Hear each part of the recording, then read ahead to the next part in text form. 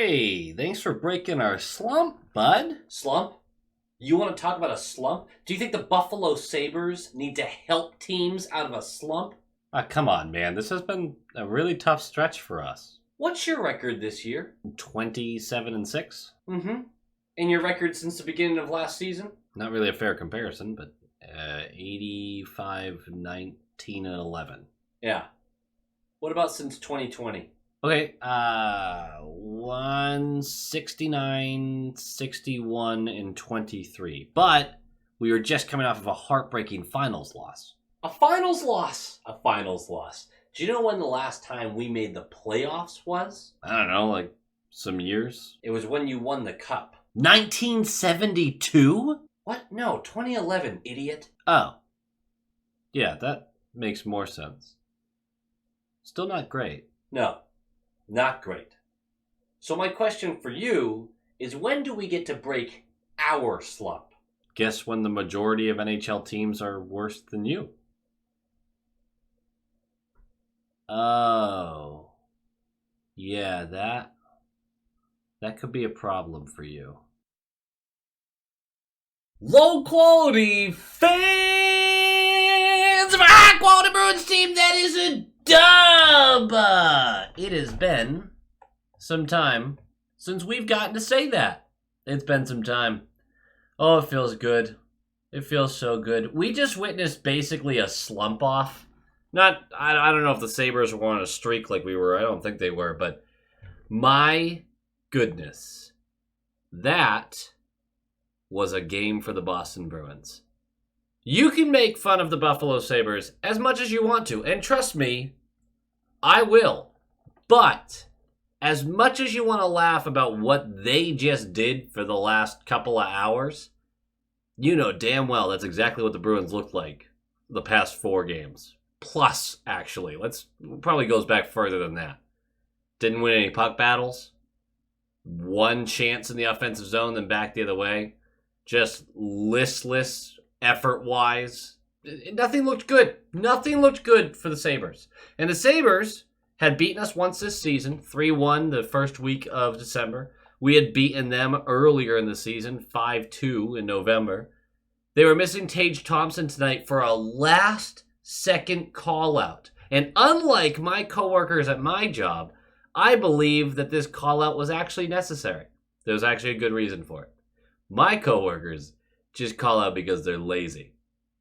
Yeah, I'm saying it. I don't think any of my coworkers watch this, but if they do, I enjoy hearing the backlash I'll get for that in a bit. This Sabres team is not what they wanted to be this year, but that's pretty well documented at this point. For us, we're rolling all new lines, because I heard all your complaints about the line shuffling, and Monty did not. But here we go. Zaka Geeky Pasta is your top line, which was an interesting one. Marchand, Coyle, DeBrusque, JVR, Freddie, Heinen, Lauko, Beecher, Brown's back. Lohrei, McAvoy, Lindholm, Carlo, Wotherspoon, Shattenkirk, and Swayman's going to get the start. Merck can't be with the team yet. I actually saw a lot of people real frustrated that they didn't call him up. They weren't allowed to call him up. The roster freeze is still going until, I believe, midnight tonight. I think that's when it ends. I would still love the idea of calling Merck up, even with the way this game went.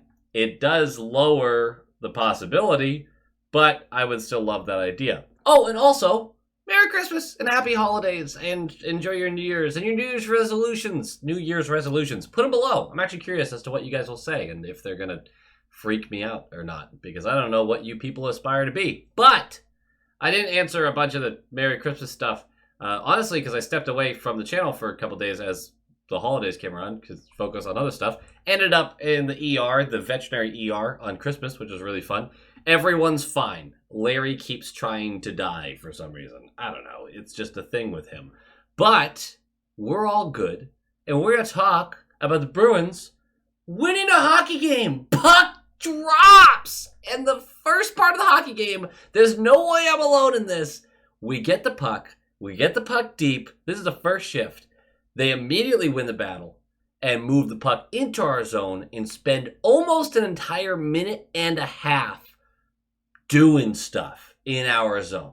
Couple of shots on net, no super high danger stuff, but every single one of us who has watched over the past couple weeks sat there and went, oh, here we go again. Here we go again. Thank God it wasn't another one of those games. Thank the Lord Almighty. 4:19 in. This is a great play by Heinen, and this play mattered more than any other play in the game, in my opinion. Heinen disrupts a defender as he's skating back towards the blue line in the offensive zone because it's a turnover. They're going the other way. He disturbs that defender enough to punch the puck to the neutral zone. Lorai's going to collect. He's going to deke past one defender, and then he's going to bump it forward to Freddie. Freddie will take the zone. He'll whip it over to JVR, who's on the right side. He's going to do a hard shot, low pads, far side, blocker side, and it's going to rebound right to Lorai, who never gave up on the play, continued to chase it down. He's going to punch this past Levi. It's 1-0. We're not even 5 minutes in. I didn't expect this team to suddenly fix everything just like that. But boy, did it feel like it for a bit. They just locked in. All of a sudden, they were the team making crisp passes. Their breakouts were clean. They were getting into the offensive zone. They were getting real scoring chances. We're going to talk a little bit about how the offense actually worked tonight, but for the most part, it was positive.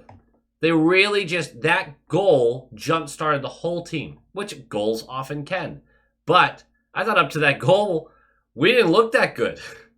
And then we just get a good play from a couple of guys. That's all it takes. 7:31 in, Marchand's going to go for cross-checking. That's a terrible call. He does sort of elbow him in the back of the spine. So I don't know what the call is here. It does look illegal, though. It certainly does.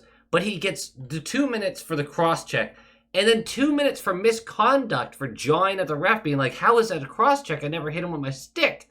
And the ref, because there's zero accountability for anyone in these situations, and I'm not complaining about the refs in this game, but this is a perfect example of these guys. They call the extra 2 minutes on the misconduct, looking at the review, seeing that they got the call wrong, but their feelings got hurt, so they're going to call the extra 2. I don't believe these guys should get berated all game long. But if you suck at your job, people should be allowed to tell you. They really should. I have people in the comments, every video, tell me I suck at this. It's fine. People should be allowed to say that to me. It hurts my feelings, but whatever. Anyway, we're going to go on the penalty kill for 4 minutes, and we crush it. We crush it. The penalty kill is so good. 7:32 left. Geekies get tripped up by Krebs. We're going to go to the power play.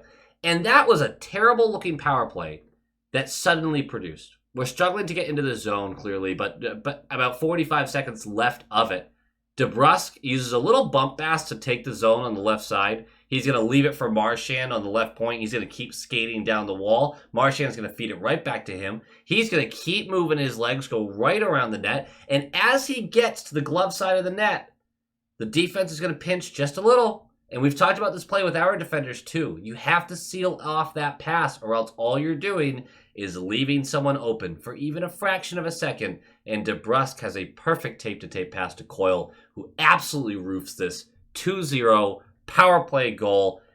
Gorgeous play. And DeBrusk needed it. This is one of DeBrusk's best games in 6 weeks. Maybe the whole season. Looked really good in it. And your final score in the first period, I don't know why I said final there, is 2-0. And you feel great. How many of you trusted that lead? Just with the way the team's been playing over the past couple weeks. That's right, 0%. 0%. No matter how bad the Sabres looked or how good the Bruins looked, you wouldn't have trusted it yet. That's where the team put us. You can have unrelenting optimism, but you can still be nervous. I think that's fair. Second period starts, 3:07 in. Lauko draws a slashing call by Tuck. We're going to the power play. And again, the power play looks really bad until it doesn't. Down to about 50 seconds, Pasta takes the blue line, and he tries to feed DeBrusk going to the net in front of him. Puck skitters to the wall, but DeBrusk just charges after it, retrieves it, quickly taps it to Coyle under the right circle, who's skating towards the net.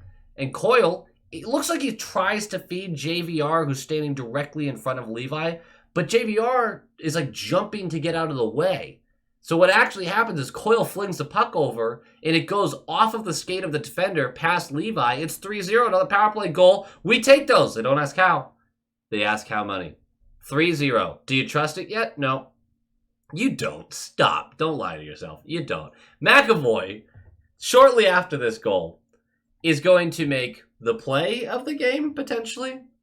Sway comes out high to make a blocker save off of a point blast, and the puck is just falling right behind him. And McAvoy comes through and with the stick takes it right out of the air. Sway gives him a little hug after. It was just a great play. McAvoy's so good, man. He's so good. We're so lucky to have. There's certain players on this team we're genuinely so lucky to have. Either way, that keeps it a 3-0 lead because that puck was definitely going in if he didn't swat that away. 7:03 left. Joseph's going to go for tripping. Power play. And this power play actually looked pretty solid. In less than a minute into it, Pasta's going to take the zone. He's going to go down the right side. He's going to shoot on net, collect his own rebound off that. He's going to continue his tour around the net. And it's some nifty, tight passing between Marchand, who's up on the left point, and Geeky, who's on that left circle, and Pasta, who's against the wall. And they're bouncing that puck around so fast, it moves all of the defenders from the Sabres just a couple of feet during this penalty kill towards that side. Marchand recognizes this. He's going to whip the puck over to McAvoy, who's on the right. He's going to skate down on that right side, and he'll fire it on net. Zacha's there. Deflects it past the net. But as it goes by the goal line, Geeky jumps on it and just flings it back towards the slot. And a diving Levi actually manages to knock it into the net himself. Pretty sure Geeky is going to get credit for this goal. It's 4-0 power play goal once again. That is 3 for 3 on the power play with some good bounces, but we take those. 5:33 left. We're getting ready for some math here. You ready? 5:33 left. Frederick's going to go for holding. We're going to the penalty kill. 23 seconds later, Middlestat is going to go for elbowing. We're going to be 4v4 for 137. I don't know how it wasn't 4 minutes either. He was gushing blood. I know it's from the visor, but it was the elbow that caused the visor to go into the nose. I don't get it. Either way, Marchand's fine. It's going to be 4v4 for 137. 28 seconds after that, McAvoy is going to go for tripping. So it's 4v3 for 1:10. That makes sense. 27 seconds later, it's a 2-on-0 as both Carlo and Lindholm committed to the left side of the defensive zone. And they get beat. They lose the wall, the board battle. I don't know why I called it the wall. And Carlo just takes a penalty. He goes, nope, this is a freebie if I let them go, and just wraps him up. So that's going to be a penalty in itself. So now we're going to go 4v3 for 42 seconds. It's not going to change the 4v3 because Middlestat's still in the box. The Sabres can't have 5 players. Then it's going to be 5v3 for 28 seconds. Then it's going to be 5v4 for 1:10, and then it's even strength. That's all shorthanded stuff for us.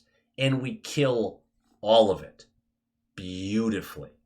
And we'll go to the third. You're up 4-0. You feel good about it. This is where you're like, we got this. We can trust this. Swayman's playing great. We're not allowing a ton. We have it.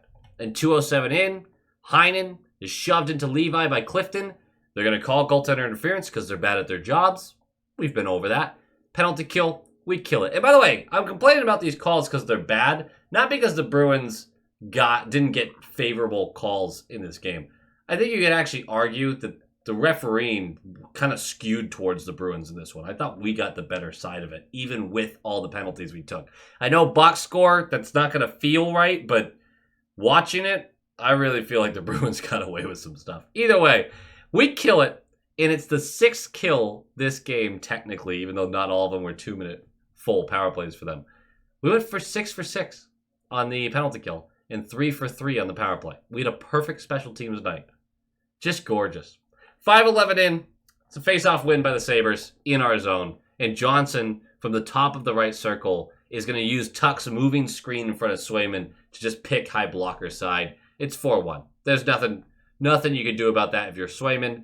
The net didn't get cleared out properly. We weren't on Johnson fast enough. He had all the time in the world. Either way, 4-1. It's going to be your final. Levi's going to have to stop breakaways from Marchand and Pasternak just to keep it that close. Both of them go 5-hole. Levi stones them both. Good job on him. And 32 seconds left. Quinn's going to go for hooking for a power play. It doesn't matter. 4-1. Final score. It's a slump breaker. We broke the streak. You love to see it. And with that, game notes. Lori, is done in the AHL, man. He's great. He looks great. He needed a little bit of time going back to the AHL, and then he used that time to get a little more familiar with the lessons he had learned. Right back to the NHL. He looks like he's here to stay. And he's here to stay in Grizz's spot, in my opinion. Unless Grizz is unplayable on the third pair, and you have to have him next to McAvoy, I don't see why you'd split up Lohrei and Mac right now. I really think they're really solid. And I know this is one good game defensively after games and games and games of not looking great. I thought Lohrai's been getting better each game. That's been one of those consistent things for me. Either way, Swayman's been great. I think that just goes without saying. He's just really, really solid. The perfect special teams we already mentioned. Lastly, the difference between this game and the others is pretty simple to me. You won board battles. Your forecheck showed up on time and then won those battles. It created havoc. The defensive structure held way better than it has. The special teams are solid.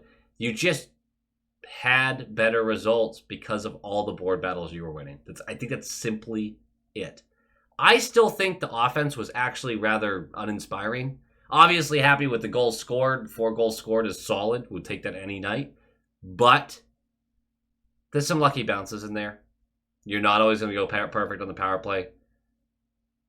Coyle's shooting 19% right now. We still need help offensively.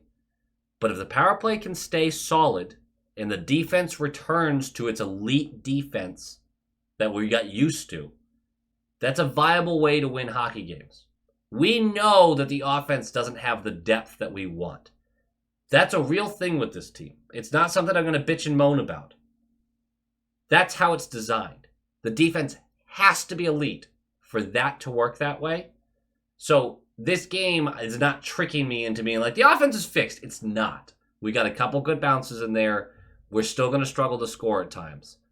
That being said, the defense showing that they're getting back to their structure, the goaltending staying solid, and honestly just special teams playing well. Huge green flags for us coming out of the break. Huge. We will take it. And that's it. Guys, that does it for me. Like, comment, subscribe. Nailed it. We got another game Saturday against the Devils. Feels like we just played them, which we sort of just did. I'm psyched for that one. I lost a bet with that last one, so I'm hoping that we can turn that around this time because I don't want to lose a bet again. Maybe I shouldn't bet on the team. Maybe that's the lesson to take here. I'm sure it's fine. Go Bees! Go Bees! Thank you for watching, but of course, we've got to give a shout out to the low-quality YouTube channel members. Need a real name for that one of these days. Starting with the top line tier, the Atomic Lizard, Bradley Johnson, Aaron Adams, Just Aaron, Darren Woodbury, Micro Sausage, Brett Arney, Pincent, Justin Barnard, and Nick Zatrullo. You guys are studs. And then we have our Stallions, Abraxion, Hailey E. Coyote, Joel, Jacob Pratt, Jason Ozzy Bruin Connolly, Tupton Detashi, Jonathan Harvey, DeKingery, The Only Newts, A Tasty Snack, Doots42, Bruin Smash, and Jeremy. Absolute legends. Thank you guys so much for your support, and go Bees.